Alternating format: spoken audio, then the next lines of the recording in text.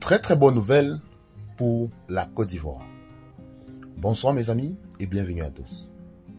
Aujourd'hui, nous sommes dans le pays des Ivoiriens pour vous faire part d'une situation qui est vraiment à comprendre. Nous allons bien sûr commencer et nous allons être très brefs. Mes chers amis, sachez que le sort sur la candidature du président Alassane Ouattara, président de la République de Côte d'Ivoire, n'a pas encore été scellé en ce jour. Pour dire quoi? Le président Alassane Ouattara ne s'est pas encore prononcé sur ses véritables intentions de briguer un an ou non un quatrième mandat du côté de la Côte d'Ivoire pour le compte des présidentielles. Qu'est-ce qui se passe?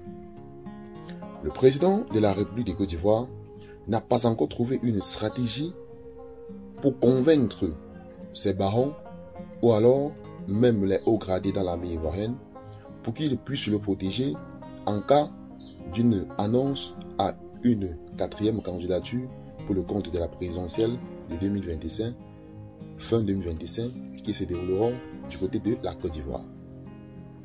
Récemment encore, mes chers amis, nous avons eu des informations qui disaient haut et fort que du côté de l'armée ivoirienne, il y a plusieurs voix qui ne veulent plusieurs hauts gradés de l'armée, qui ne souhaitent pas que le président de la République brigue encore un autre mandat pour le compte de la présidentielle du côté de la Côte d'Ivoire. Donc, pour dire quoi? L'armée n'est pas en harmonie avec le président Alassane Ouattara et c'est ce qui risque de causer sa fin si le président Ouattara essaie de se présenter encore comme candidat à une quelconque élection présidentielle du côté de la Côte d'Ivoire.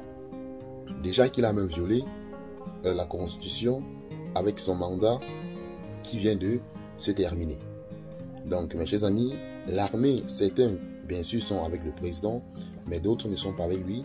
Mais ce qu'il faut savoir, c'est que le président Ouattara n'a pas la totalité de l'armée dans sa poche. Il y a plusieurs colonels et même généraux qui ne sont pas d'accord du fait que le président Ouattara puisse encore annoncer une candidature du côté de la Côte d'Ivoire. Donc, mes chers amis, ce qui est sûr, c'est que les choses doivent se passer comme elles doivent se passer.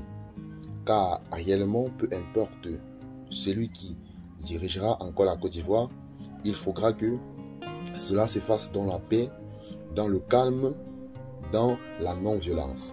Puisque sachez-le, la violence ou alors la guerre ne détruit plus qu'une arrange. Donc on ne peut rien arranger dans le désordre. Donc peu importe les intentions du président, il faudrait tout simplement que tout se fasse sans qu'il y ait des pertes.